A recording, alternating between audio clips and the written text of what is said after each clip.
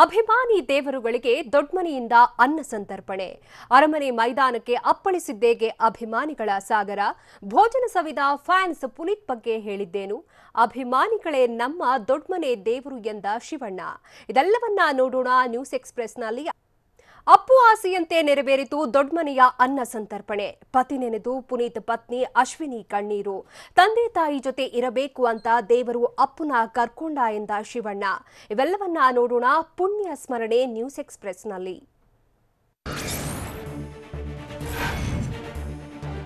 ಅಪ್ಪು ಆಸೆಯಂತೆಯೇ ಅಭಿಮಾನಿಗಳಿಗೆ ಡಾಕ್ಟರ್ ರಾಜ್ಕುಮಾರ್ ಕುಟುಂಬ ಅನ್ನ ಸಂತರ್ಪಣೆ ಮಾಡಿದೆ. ಯುವರತ್ನ ಸಿನಿಮಾ ಬಳಿಕ ಅಭಿಮಾನಿಗಳನ್ನ ಪುನೀತ್ ರಾಜ್ಕುಮಾರ್ ಭೇಟಿ ಮಾಡಿದ್ರು. ಈ ವೇಳೆ ಅಭಿಯಾನಕ್ಕೆ ಮನಸೋತಿದ್ದ ಪುನೀತ್ ಅಭಿಮಾನಿಗಳಿಗೆ ಅವರಿರುವ ಜಾಗದಲ್ಲೇ ಊಟ ಹಾಕಿಸಬೇಕು ಅಂತ ಹೇಳಿದ್ರಂತೆ. ಆದ್ರೆ ಆ ಆಸೆ ಈಡೇರಿಸುವ ಮುನ್ನವೇ ಅಪ್ಪು ಅಗಲಿದ್ದಾರೆ. ಹೀಗಾಗಿ ಪುನೀತ್ ಆಸೆಯನ್ನ ಪತ್ನಿ ಅಶ್ವಿನಿ, ಶಿವಣ್ಣ, ರಾಘಣ್ಣ ನೆರವೇರಿಸಿದ್ದಾರೆ.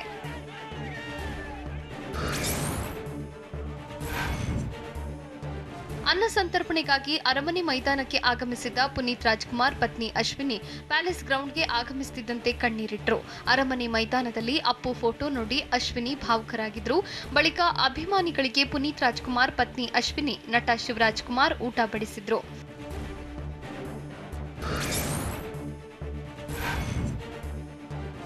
ಪುನೀತ್ ಅಭಿಮಾನಿಗಳಿಗೆ ರಾಜ್ ಕುಟುಂಬ ಅನ್ನ ಸಂತರ್ಪಣೆ ಮಾಡಿದ್ದು, ಅರಮನೆ ಮೈದಾನದತ್ತ ಅಭಿಮಾನಿಗಳ ದಂಡೆ ಹರಿದು ಬಂದಿದೆ. ಕ್ಷಣ ಕ್ಷಣಕ್ಕೂ ಅಭಿಮಾನಿಗಳ ಸಂಖ್ಯೆ ಹೆಚ್ಚುತ್ತಲೇ ಇತ್ತು. ಬೆಳಗ್ಗೆ 11:30ರಿಂದ ಶುರುವಾದ ಅನ್ನ ಸಂತರ್ಪಣೆಯಲ್ಲಿ ಮಹಿಳೆಯರು, ಮಕ್ಕಳು, ವೃದ್ಧರು ಸಾಗರೋಪಾದಿಯಲ್ಲಿ ಆಗಮಿಸಿದ್ರು. ಹೀಗಾಗಿ ಬಾಣಸಿಗರು ಹೆಚ್ಚುವರಿ ಅಡುಗೆ ತಯಾರಿ ಮಾಡಿದ್ರು.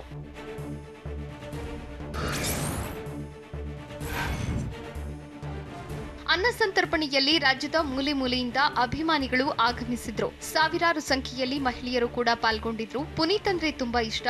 ಸಮಾಧಿ ಹತ್ತಿರಕ್ಕೆ ಹೋಗಿ ಅಪ್ಪುಗೆ ನಮಸ್ಕರಿಸಿ ಇಲ್ಲಿಗೆ ಬಂದಿದ್ದೇವೆ. ಪುನೀತ್ ರಾಜ್ಕುಮಾರ್ರ ವ್ಯಕ್ತಿತ್ವವನ್ನ ನಾವೆಲ್ಲ ಅಳವಡಿಸಿಕೊಳ್ಬೇಕು ಅಂತ ಮಹಿಳೆಯರು ಹೇಳಿದ್ರು.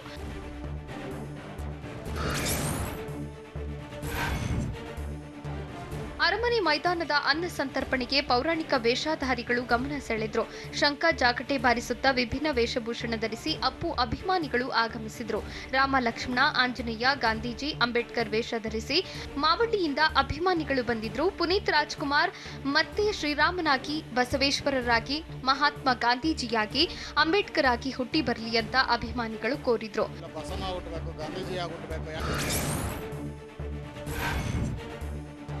ಅನ್ನ ಸಂತರ್ಪಣೆ ಕಾರ್ಯಕ್ರಮದಲ್ಲಿ ಪುನೀತ್ರ ಪುಟಾಣಿ ಫ್ಯಾನ್ಸ್ ಭಾಗಿಯಾಗಿದ್ರು. ಇದೇ ವೇಳೆ 3 ವರ್ಷದ ಮಗು ಅಪ್ಪು ಹಾಡು ಹಾಡಿ ಸ್ಮರಿಸಿತ್ತು. ಬೊಂಬೆ ಹೇಳುತ್ತೈತೆ ನೀನೇ ರಾಜಕುಮಾರ ಎಂದು ಪುಟಾಣಿ ಹಾಡು ಹೇಳಿದ್ದು ಮಕ್ಕಳೆಂದರೆ ಪುನೀತ್ ರಾಜ್ಕುಮಾರ್ಗೆ ಎಲ್ಲಿಲ್ಲದ ಪ್ರೀತಿ. ಹೀಗಾಗಿ ಪುಣ್ಯ ಸ್ಮರಣೆ ಕಾರ್ಯಕ್ರಮದಲ್ಲಿ ಮಕ್ಕಳು ಭಾಗಿಯಾಗಿದ್ರು.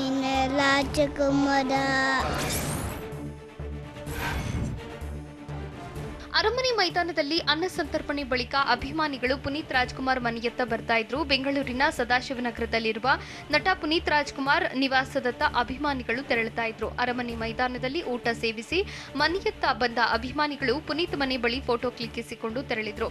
ಅಭಿಮಾನಿಗಳನ್ನ ತಡೆಯಲು ಪೊಲೀಸರು ಬ್ಯಾರಿಕೇಡ್ ಹಾಕಿ ಬಂದೋಬಸ್ತ್ ಮಾಡಿದ್ರು.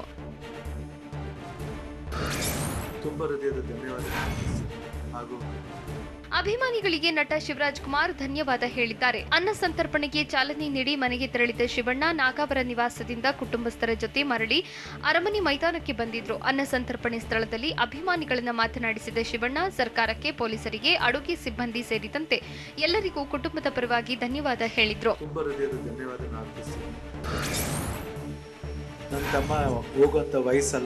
ಅಪ್ಪು ನಿಧನದ ಬಗ್ಗೆ ಶಿವರಾಜ್ ಕುಮಾರ್ ಭಾವುಕ ಮಾತುಗಳನ್ನ ಆಡಿದ್ದಾರೆ. ಪುನೀತ್ಗೆ ಹೋಗುವಂತ ವಯಸ್ಸಲ್ಲ, ದೇವರಿಗೆ ತುಂಬಾ ಇಷ್ಟ ಆಗಿ ಬೇಗ ಕರ್ಕೊಂಡಿದ್ದಾನೆ. ತಂದೆ ತಾಯಿ ಜೊತೆ ಇರಬೇಕು ಅಂತ ಕರ್ಕೊಂಡ ಅನ್ಸುತ್ತೆ. ನಮ್ಮನ್ನೆಲ್ಲ ಬಿಟ್ಟು ಅವನು ಹೋಗಿದ್ದಾನೆ. ತಾವೆಲ್ಲ ಬಂದು ಅವನ ಆಸೆ ಈಡೇರಿಸಿದ್ದೀರಿ. ನಿಮ್ಮೆಲ್ಲರಿಗೂ ನನ್ನ ವಂದನೆ ಅರ್ಪಿಸ್ತೇನೆ. ತಮ್ಮೆಲ್ಲರ ಪ್ರೀತಿಯನ್ನ ನನ್ನ ಜೋಳಿಗೆಯಲ್ಲಿ ಯಾವತ್ತೂ ಹೊತ್ಕೊಂಡು ಹೃದಯದಲ್ಲಿ ಇಟ್ಕೊಂಡು ಪೂಜಿಸ್ತೇನೆ ಅಂತ ಅಭಿಮಾನಿಗಳಿಗೆ ಹೇಳಿದ್ರು. ಹೃದಯದಲ್ಲಿ ಯಾವಾಗಲೂ ಇಟ್ಕೊಂಡಿರ್ತಾನೆ.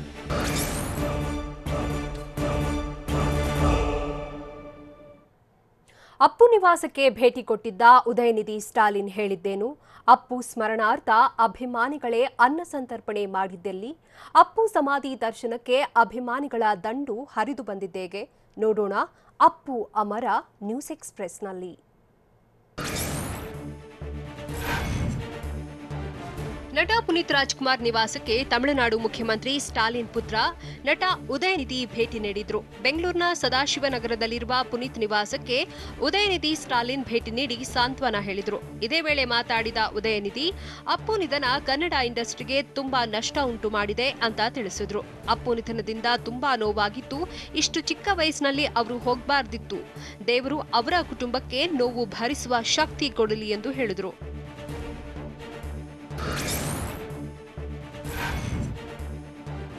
ಪುನೀತ್ ಸ್ಮರಣಾರ್ಥವಾಗಿ ರಾಜ್ ಕುಟುಂಬದವರು ಬೆಂಗಳೂರಿನ ಪ್ಯಾಲೇಸ್ ಗ್ರೌಂಡ್ನಲ್ಲಿ ಅಭಿಮಾನಿಗಳಿಗೆ ಅನ್ನ ಸಂತರ್ಪಣೆ ಮಾಡಿದ್ದಾರೆ. ಹೀಗಾಗಿ ಅವರ ಅಭಿಮಾನಿಗಳು ಕೂಡ ಅನ್ನದಾನ ಮಾಡಿದ್ದಾರೆ. ಬೆಂಗಳೂರು ಉತ್ತರ ತಾಲೂಕಿನ ಹೆಸರುಘಟ್ಟ ಗ್ರಾಮದಲ್ಲಿ ಅಭಿಮಾನಿಗಳಿಂದ ನಾನ್ ವೆಜ್ ಊಟ ಹಂಚಿದ್ದಾರೆ. ಅಕ್ಕಪಕ್ಕದ ಗ್ರಾಮಗಳ ಸಾವಿರಾರು ಜನರಿಗೆ ಬಿರಿಯಾನಿ ಊಟ ವಿತರಣೆ ಮಾಡಿದ್ದಾರೆ.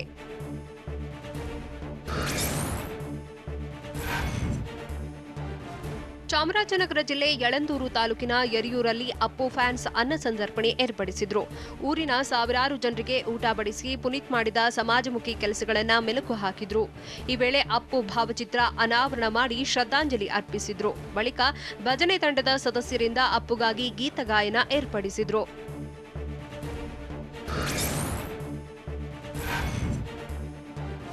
ದಾವಣಗೆರೆಯಲ್ಲಿ ಪುನೀತ್ ಸ್ಮರಣಾರ್ಥವಾಗಿ ಜಿಲ್ಲಾ ಕಾಂಗ್ರೆಸ್ನಿಂದ ಅನ್ನ ಸಂತರ್ಪಣೆ ಆಯೋಜಿಸಲಾಗಿತ್ತು. ನಗರದ ಮಹಾನಗರ ಪಾಲಿಕೆ ಮುಂಭಾಗ ಸಾರ್ವಜನಿಕರಿಗೆ ಅನ್ನದಾನ ಮಾಡಲಾಯಿತು. ಶಾಸಕ ಶಾಮನೂರು ಶಿವಶಂಕರಪ್ಪ ಅನ್ನದಾನ ಏರ್ಪಡಿಸಿದ್ರು. ಇದೇ ವೇಳೆ ಪುನೀತ್ ರಾಜ್ಕುಮಾರ್ ಭಾವಚಿತ್ರಕ್ಕೆ ಪುಷ್ಪಾರ್ಚನೆ ಮಾಡಿ ನಮನ ಸಲ್ಲಿಸಲಾಯಿತು.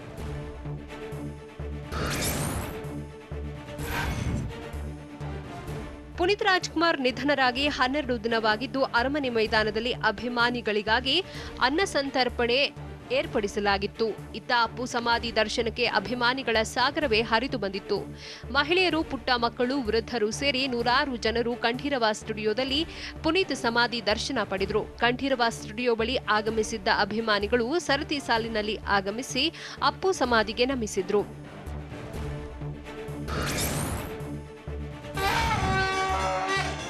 ದಾಸಪ್ಪ ದಂಪತಿ ಪುನೀತ್ ಸಮಾಧಿಗೆ ನಮನ ಸಲ್ಲಿಸಿದ್ದಾರೆ. ತುಮಕೂರಿನ ತಿಪಟೂರಿನಿಂದ ಬಂದಿದ್ದ ವೃದ್ಧ ದಂಪತಿ ಸಮಾಧಿ ಮುಂದೆ ಶಂಖ ಊದಿ ಜಾಗಟೆ ಬಾರಿಸೋ ಮೂಲಕ ನಮಿಸಿದ್ದಾರೆ. ಇದೇ ವೇಳೆ ಟಿವಿ9 ಜೊತೆ ಮಾತಾಡಿದವರು, ತಿಪಟೂರಿನ ಹಳೆ ಪಾಳ್ಯದಿಂದ ಬಂದಿದ್ದೇವೆ. ನಿನ್ನೆ ರಾತ್ರಿ ಬಂದು ಮಗಳ ಮನೆಗೆ ಬಂದು ಉಳಿದುಕೊಂಡಿದ್ವಿ. ಬೆಳಗ್ಗೆ ಎದ್ದು ಮನೆಯಲ್ಲಿ ಶಂಖ ಜಾಗಟಿಗೆ ಪೂಜೆ ಮಾಡಿ ಸಮಾಧಿ ಬಳಿ ಬಂದು ಪುನೀತ್ ಆತ್ಮಕ್ಕೆ ಶಾಂತಿ ಸಿಗಲಿ ಎಂದು ಪ್ರಾರ್ಥಿಸಿದ್ದೇವೆ ಅಂತ ಹೇಳಿದ್ದಾರೆ.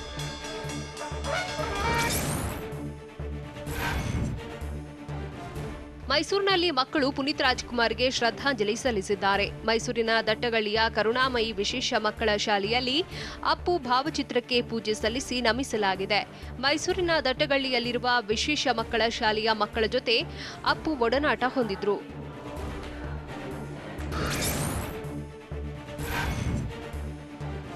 ಪುನೀತ್ ರಾಜ್ಕುಮಾರ್ ಅಗಲಿ ಇಂದಿಗೆ 12 ದಿನ ಕಳೆದರೂ ಅಭಿಮಾನಿಗಳ ಕಣ್ಣೀರು ಇನ್ನೂ ನಿಂತಿಲ್ಲ.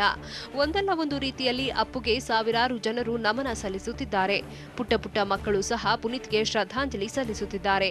ಬೆಂಗಳೂರಿನ ಲಿಖಿತ್ ಎಂಬ ಪುಟ್ಟ ಬಾಲಕ ಅಪ್ಪುವಿನ ಬಾಲ್ಯದ ಚಿತ್ರವನ್ನ ಬರೆದು ಅಂತಿಮ ನಮನ ಸಲ್ಲಿಸಿದ್ದಾರೆ.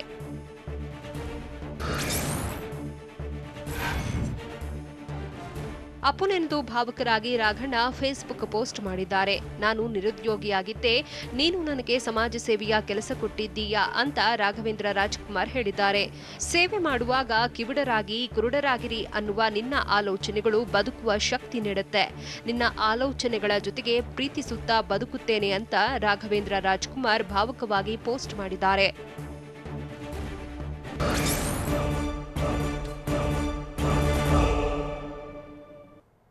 ಅಪ್ಪು ಅಭಿಮಾನಿಗಳ ಬಗ್ಗೆ ಶಿವರಾಜ್ ಕುಮಾರ್, ರಾಘವೇಂದ್ರ ರಾಜ್ಕುಮಾರ್ ಹೇಳಿದ್ದೇನು? ಅರಮನೆ ಮೈದಾನದಲ್ಲಿ ಯಾರೆಲ್ಲ ರಕ್ತದಾನ ಮಾಡಿದ್ದಾರೆ? ಅಪ್ಪು ಬಗ್ಗೆ ಅಭಿಮಾನಿಗಳು ವಿಶೇಷ ರೀತಿಯಲ್ಲಿ ಅಭಿಮಾನ ತೋರಿದ್ದೇಗೆ? ನೋಡೋಣ ಅಪ್ಪು ಸ್ಮರಣೆ ನ್ಯೂಸ್ ಎಕ್ಸ್‌ಪ್ರೆಸ್‌ನಲ್ಲಿ. ಪುನೀತ್ ಆಸೆ ಈ ರೀತಿ ನೆರವೇರಿಸಬೇಕು ಎಂಬುದು ದೇವರ ಇಚ್ಛೆ. ಈ ರೀತಿ ಇತ್ತು ಎಂದು ಅನ್ಸುತ್ತೆ ಅಂತ ಅರಮನೆ ಮೈದಾನದಲ್ಲಿ ನಟ ಶಿವರಾಜ್ ಕುಮಾರ್ ಹೇಳಿದ್ದಾರೆ. ಅಪ್ಪು ಅಂತಹ ತಮ್ಮನನ್ನ ಪಡೆಯೋಕೆ ನಾನು ಪುಣ್ಯ ಮಾಡಿದ್ದೆ. ಬಲಗೈಯಲ್ಲಿ ಮಾಡಿದ್ದು ಎಡಗೈಗೆ ಗೊತ್ತಾಗಬಾರದು ಅಂತ ಅಪ್ಪಾಜಿ ಹೇಳ್ತಿದ್ರು. ಅದರಂತೆ ಅಪ್ಪು ಮಾಡಿದ್ರು. ಅದನ್ನೇ ನಾವೆಲ್ಲರೂ ಅನುಸರಿಸಬೇಕು. ಪ್ರಸಾದ ಸ್ವೀಕರಿಸೋಕೆ ಬರ್ತಿದ್ದೇವೆ ಅಂತ ಅಭಿಮಾನಿಗಳು ಹೇಳಿದ್ದು ಅವರ ದೊಡ್ಡ ಮಾತು ಅಂತ ಶಿವಣ್ಣ ಹೇಳಿದ್ರು. ದೊಡ್ಡ ಮಾತು ಏನು ಮಾತೇ ಬರಲ್ಲ. ಪ್ರೀತಿಗೆ ಏನು ಮಾತೆ ಬರುವುದಿಲ್ಲ ಅಂತ ಶಿವರಾಜ್ ಕುಮಾರ್ ಹೇಳಿದ್ದಾರೆ. ಗದ್ದಲ ಆಗದ ರೀತಿಯಲ್ಲಿ ಉತ್ತಮವಾಗಿ ವ್ಯವಸ್ಥೆ ಮಾಡಿದ್ದಾರೆ. ಅಪ್ಪು ಆಸೆ ನೆರವೇರ್ತಿದೆ ಎಂಬ ಖುಷಿ ನಮಗೆ ಇದೆ ಅಂತ ಶಿವಣ್ಣ ಹೇಳಿದ್ರು. ಅಲ್ಲದೆ ಇದೇ 16ರಂದು ಚಿತ್ರರಂಗದ ಎಲ್ಲರೂ ಸೇರಿ ಪುನೀತ ನಮನ ಕಾರ್ಯಕ್ರಮ ಮಾಡ್ತಿದ್ದೇವೆ. ನಿರ್ಮಾಪಕರು, ನಿರ್ದೇಶಕರು, ನಟರು ಎಲ್ಲರೂ ಸೇರಿ ಮಾಡ್ತಿದ್ದು ತೆಲುಗು, ತಮಿಳು, ಮಲಯಾಳಂ ಚಿತ್ರರಂಗದ ಎಲ್ಲರೂ ಬರ್ತಾರೆ ಅಂತ ತಿಳಿಸಿದ್ರು. ಮಲಯಾಳಂ ಎಲ್ಲರೂ ಬರ್ತಾ ಇದ್ದಾರೆ. ನಟ ಶಿವರಾಜ್ ಕುಮಾರ್ ರಕ್ತದಾನ ಮಾಡಿದ್ದಾರೆ. ಅರಮನೆ ಮೈದಾನದಲ್ಲಿ ರಕ್ತದಾನ ಶಿಬಿರ ಆಯೋಜಿಸಿ ಪುನೀತ್ ರಾಜ್ಕುಮಾರ್ ಅಭಿಮಾನಿಗಳು ಸ್ವಯಂ ಪ್ರೇರಿತರಾಗಿ ರಕ್ತದಾನ ಮಾಡಿದ್ದಾರೆ. ಹೀಗಾಗಿ ಅನ್ನ ಸಂತರ್ಪಣೆ ವೇಳೆ ಖುದ್ದು ಶಿವಣ್ಣ ರಕ್ತದಾನ ಮಾಡಿದ್ರು.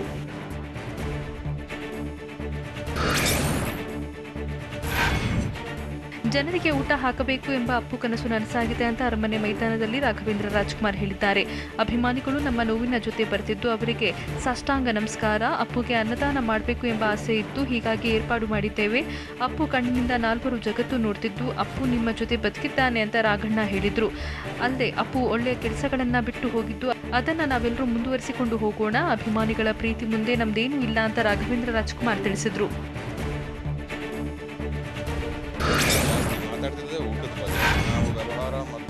ಪುನೀತ್ ರಾಜ್ಕುಮಾರ್ ಎನ್ನೆದು ನಟ ಶ್ರೀಮುರಳಿ ಭಾವುಕರಾಗಿದ್ರು. ನಾವು ಫಿಟ್ನೆಸ್ ಕಲಿತಿದ್ದೇ ಮಾವ ಪುನೀತ್ರಿಂದ ಅಂತ ಪ್ಯಾಲೇಸ್ ಗ್ರೌಂಡ್ನಲ್ಲಿ ನಟ ಶ್ರೀಮುರಳಿ ಹೇಳಿದ್ರು. ಅಪ್ಪು ಮಾಮರನ್ನ ಮರೆಯೋಕೆ ಸಾಧ್ಯವೇ ಇಲ್ಲ. ಪುನೀತ್ ಅವರನ್ನ ತುಂಬಾ ಮಿಸ್ ಮಾಡ್ಕೊಳ್ತಿದ್ದೇವೆ ಅಂತ ಶ್ರೀಮುರಳಿ ತಿಳಿಸಿದ್ರು.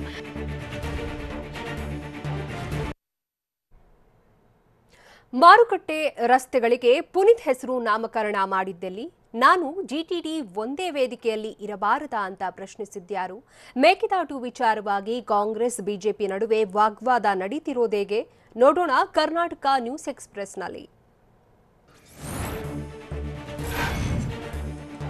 ಕೊಪ್ಪಳ ಜಿಲ್ಲೆ ಕಾರಟಗಿ ತಾಲೂಕಿನ ಸಿದ್ದಾಪುರದಲ್ಲಿರೋ ಸಂತೆ ಮಾರುಕಟ್ಟೆಗೆ ಗ್ರಾಮಸ್ಥರು ಪುನೀತ್ ಹೆಸರಿಟ್ಟಿದ್ದಾರೆ. ಗ್ರಾಮದ ಮಾರ್ಕೆಟ್ಗೆ ಪಿಆರ್ಕೆ ಮಾರುಕಟ್ಟೆ ಅಂತ ಮರುನಾಮಕರಣ ಮಾಡಿದ್ದಾರೆ. ಈ ವೇಳೆ ಶಾಸಕ ಬಸವರಾಜ ದಡೇಸ್ಕೂರು ಹಾಜರಿದ್ದು ಪುನೀತ್ ಭಾವಚಿತ್ರಕ್ಕೆ ಹಾರ ಹಾಕಿ ನಮನ ಸಲ್ಲಿಸಿದ್ರು. ಬಳಿಕ ಮಾರುಕಟ್ಟೆಗೆ ಪಿಆರ್ಕೆ ಅಂತ ಹೆಸರಿಟ್ರು.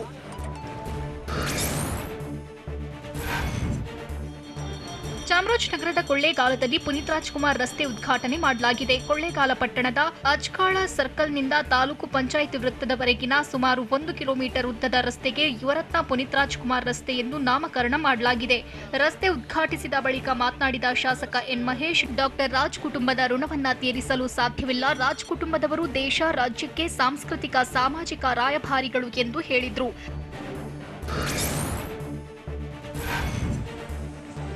ಚಿತ್ರದುರ್ಗ ಜಿಲ್ಲೆ ಚಳ್ಳಕೆರೆ ಪಟ್ಟಣದಲ್ಲಿ ನಿರ್ಮಿಸಲಾಗಿರೋ ಸ್ಟೇಡಿಯಂಗೆ ಪುನೀತ್ ರಾಜ್ಕುಮಾರ್ ಹೆಸರಿಡಿ ಅಂತ ಸಮಿತಿಯೊಂದರ ಸದಸ್ಯರು ಒತ್ತಾಯಿಸಿದ್ದಾರೆ. ಪಟ್ಟಣದ ಪ್ರಮುಖ ರಸ್ತೆಗಳಲ್ಲಿ ಪುನೀತ್ ಭಾವಚಿತ್ರ ಹಿಡಿದು ಭಗತ್ ಸಿಂಗ್ ಹಿತರಕ್ಷಣಾ ಮತ್ತು ಸಮಗ್ರ ಅಭಿವೃದ್ಧಿ ಸಮಿತಿ ಸದಸ್ಯರು ಮೆರವಣಿಗೆ ಮಾಡಿದ್ದಾರೆ. ಬಳಿಕ ನೂತನ ಸ್ಟೇಡಿಯಂಗೆ ಅಪ್ಪು ಹೆಸರು ಇಡಬೇಕು ಅಂತ ತಾಲೂಕು ಕಚೇರಿಗೆ ಮನವಿಯನ್ನು ಸಲ್ಲಿಸಿದ್ದಾರೆ.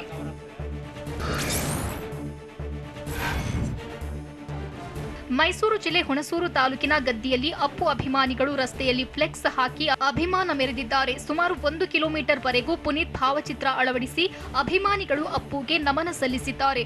ರಸ್ತೆ ಮಧ್ಯದ ಡಿವೈಡರ್ನಲ್ಲಿ ಫ್ಲೆಕ್ಸ್ ಹಾಕಿ ಪುನೀತ್ ಫ್ಯಾನ್ಸ್ ಅಗಲಿದ ನೆಚ್ಚಿನ ನಟನಿಗೆ ಶ್ರದ್ಧಾಂಜಲಿ ಅರ್ಪಿಸಿದ್ದಾರೆ.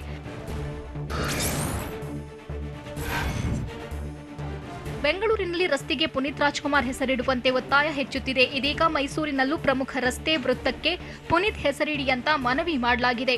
ಪುನೀತ್ ರಾಜ್ಕುಮಾರ್ ಅಭಿಮಾನಿಗಳು ಮೇಯರ್ಗೆ ಪತ್ರ ಸಲ್ಲಿಸಿದ್ದಾರೆ.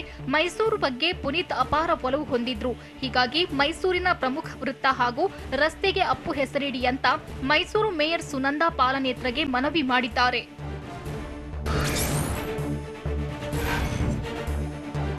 ವೇದಿಕೆಯೊಂದರಲ್ಲಿ ತಮ್ಮ ಜೊತೆ ಜಿಟಿ ದೇವೇಗೌಡ ಕಾಣಿಸಿಕೊಂಡ ಕುರಿತು ಸಿದ್ದರಾಮಯ್ಯ ಮೈಸೂರಲ್ಲಿ ಪ್ರತಿಕ್ರಿಯಿಸಿದ್ದಾರೆ. ಯಾಕೆ ನಾವು ಒಂದೇ ವೇದಿಕೆಯಲ್ಲಿ ಬರಬಾರ್ದಾ ಅಂತ ಪ್ರಶ್ನಿಸಿದ್ದಾರೆ. ಜಿಟಿ ದೇವೇಗೌಡ ಕಾಂಗ್ರೆಸ್ ಸೇರ್ತಾರೋ ಬಿಡ್ತಾರೋ ಅದು ಬೇರೆ ವಿಚಾರ.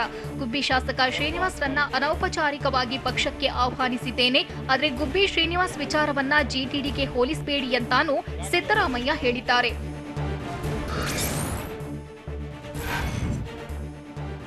ಮೊದಲು ಬಿಟ್ಕಾಯಿನ್ ಕೇಸ್ ತನಿಖೆ ಪ್ರಾರಂಭಿಸಲಿ ಅಂತ ಸರ್ಕಾರಕ್ಕೆ ಸಿದ್ದರಾಮಯ್ಯ ಚಾಟಿ ಬೀಸಿದ್ದಾರೆ. ಆಡಳಿತ ವಿಪಕ್ಷದವರು ಯಾರೇ ಇರಲಿ ತನಿಖೆ ಮಾಡಿ, ಆದರೆ ಈ ಪ್ರಕರಣದಲ್ಲಿ ಸರ್ಕಾರ ನನ್ನ ಬಳಿ ಸಾಕ್ಷಿ ಕೇಳ್ತಿದೆ. ಸಾಕ್ಷಿ ಹುಡುಕಬೇಕಾದವರು, ತನಿಖೆ ಮಾಡಬೇಕಾದವರು, ತನಿಖೆ ಮಾಡುವ ಅಧಿಕಾರಿಗಳ ಬಳಿ ಆ ಕೆಲಸವನ್ನ ಸರ್ಕಾರ ಮಾಡಿಸ್ಲಿ.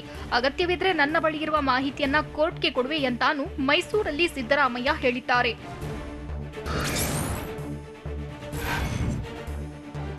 ಮೇಕೆದಾಟು ವಿಚಾರದಲ್ಲಿ ಕಾಮಗಾರಿ ಆರಂಭಿಸಲು ಸರ್ಕಾರ ವಿಳಂಬ ಮಾಡ್ತಿದೆ ಅಂತ ಸಿದ್ದರಾಮಯ್ಯ ಮೈಸೂರಲ್ಲಿ ಆರೋಪಿಸಿದ್ದಾರೆ.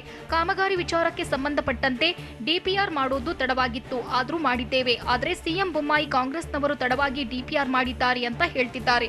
ಸಿಎಂ ಹೇಳಿಕೆಯಲ್ಲಿ ಅರ್ಥವಿಲ್ಲ. ನಾವು ಈಗ ಕಾಮಗಾರಿ ಆರಂಭಿಸಿ ಎಂದು ಕೇಳ್ತಿದ್ದು, ನಾವು ಒತ್ತಡ ಹೇರದಿದ್ರೆ ಇವರು ಕೆಲಸ ಶುರು ಮಾಡಲ್ಲ ಅಂತ ಸಿದ್ದು ವಾಗ್ದಾಳಿ ನಡೆಸಿದ್ದಾರೆ.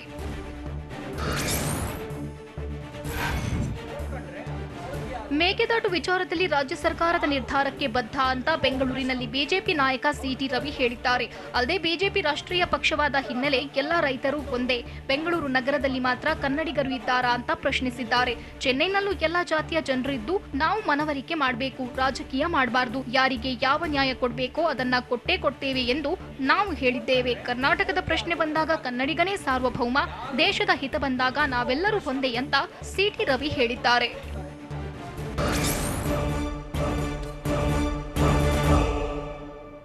ಕಾಂಗ್ರೆಸ್ಗೆ ಮತಪೆಟ್ಟಿಗೆ ಮೂಲಕ ಉತ್ತರ ಕೊಡುತ್ತೇವೆ ಅಂತ ಹೇಳಿದ್ಯಾರು?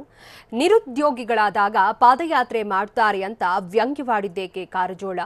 ಬೆಳಗಾವಿಯ ಚಿನ್ನದ ಅಂಗಡಿ ಮಾಲೀಕರಿಗೆ ಐಟಿ ಶಾಕ್ ಮುಂದುವರೆದಿದ್ದೇಗೆ? ನೋಡೋಣ ಸಮಗ್ರ ನ್ಯೂಸ್ ಎಕ್ಸ್‌ಪ್ರೆಸ್‌ನಲ್ಲಿ.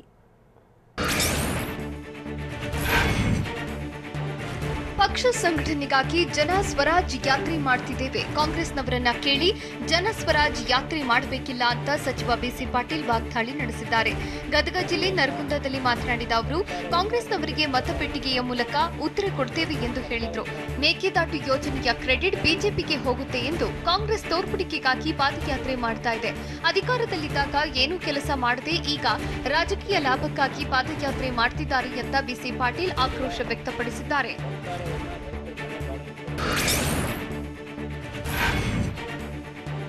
ಮೇಕೆದಾಟು ಯೋಜನೆ ಆಗ್ರಹಿಸಿ ಪಾದಯಾತ್ರೆಗೆ ಮುಂದಾಗಿರುವ ಕಾಂಗ್ರೆಸ್ ವಿರುದ್ಧ ಸಚಿವ ಗೋವಿಂದ ಕಾರಜೋಳ ವ್ಯಂಗ್ಯವಾಡಿದ್ದಾರೆ. ಕಾಂಗ್ರೆಸ್ ನಾಯಕರು ಯಾವಾಗ ನಿರುದ್ಯೋಗಿಗಳಾಗ್ತಾರೋ ಆಗ ಪಾದಯಾತ್ರೆ ಮಾಡ್ತಾರೆ ಅಂತ ಬಾಗಲಕೋಟೆಯಲ್ಲಿ ಗೋವಿಂದ ಕಾರಜೋಳ ಹೇಳಿದ್ದಾರೆ. ನಮ್ಮ ಪಾಲಿನ ನೀರನ್ನ ಉಪಯೋಗ ಮಾಡಿಕೊಳ್ಳೋಕೆ ಮೇಕೆದಾಟು ಯೋಜನೆ ಮಾಡ್ತಿದ್ದೇವೆ. ಸುಪ್ರೀಂ ಕೋರ್ಟ್ ಮುಂದೆ ಕೇಸ್ ಇರೋದ್ರಿಂದ ಪ್ರಕರಣ ಮುಗಿಯೋವರೆಗೂ ನಾವು ಕಾಯಬೇಕಾಗುತ್ತೆ ಎಂದು ಕಾರಜೋಳ ಹೇಳಿದರು.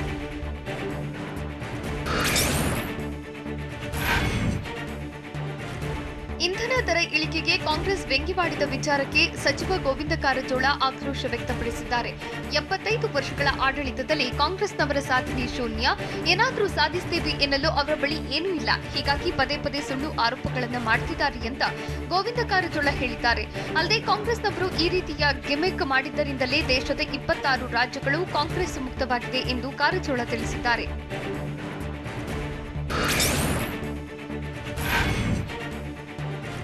ಬಿಟ್ಕಾಯಿನ್ ವಿಚಾರದಲ್ಲಿ ಕಾಂಗ್ರೆಸ್ ನಾಯಕರಿಗೆ ಸಿಟಿ ರವಿ ಸವಾಲ್ ಹಾಕಿದ್ದಾರೆ. ಕಾಂಗ್ರೆಸ್ನವರ ಬಳಿ ಆಧಾರ ಇದ್ರೆ ಅವರಿಗೆ ವಿಶ್ವಾಸ ಇರುವ ತನಿಖಾ ದಳಕ್ಕೆ ಆಧಾರ ಕೊಡಲಿ.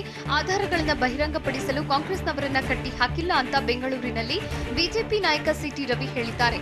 ಅಲ್ಲದೆ ಈ ದಂಧೆಯಲ್ಲಿ ಯಾರೇ ಇದ್ರೂ ಬಿಡುವ ಪ್ರಶ್ನೆಯೇ ಇಲ್ಲ ಎಂದು ತಿಳಿಸಿದ್ದಾರೆ.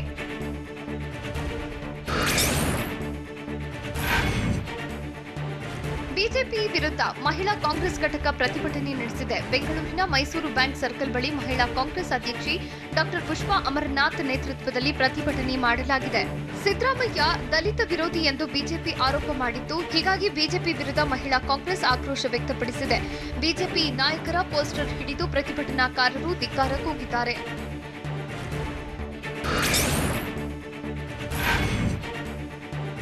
ಬೆಳಗಾವಿಯ ಪ್ರತಿಷ್ಠಿತ ಚಿನ್ನದಂಗಡಿ ಮೇಲೆ ನಿನ್ನೆ ರೇಡ್ ಮಾಡಿರೋ ಐಟಿ ಆಫೀಸರ್ಸ್ ಅಧಿಕಾರಿಗಳು ಸತತ 2ನೇ ದಿನವೂ ಪರಿಶೀಲನೆ ಮುಂದುವರೆಸಿದ್ದಾರೆ. 10ಕ್ಕೂ ಅಧಿಕ ಚಿನ್ನದಂಗಡಿ ಮಾಲೀಕರನ್ನು ಕರೆದು ವಿಚಾರಣೆ ಮಾಡ್ತಿದ್ದಾರೆ. ಚಿನ್ನದ ಒಡವೆ ಆರ್ಡರ್ ನೀಡುತ್ತಿದ್ದ ಅನಿಲ್ ಪೋತದಾರ್ ಎಂಬಾತನನ್ನು ವಿಚಾರಣೆ ನಡೆಸುತ್ತಿದ್ದಾರೆ. ಅಲ್ಲದೆ ಕೆಲಸಗಾರರಿಂದಲೂ ಮಾಹಿತಿ ಸಂಗ್ರಹಿಸುತ್ತಿದ್ದಾರೆ. ಕಡೆ ಬಜಾರ್ನಲ್ಲಿರುವ ಪೋತದಾರ್ ಚಿನ್ನದಂಗಡಿ ನಿವಾಸ, 3 ಸಹೋದರರ ಮನೆ, ಕಚೇರಿಗಳಲ್ಲೂ ಐಟಿ ಪರಿಶೀಲನೆ ಮುಂದುವರೆಸಿದೆ.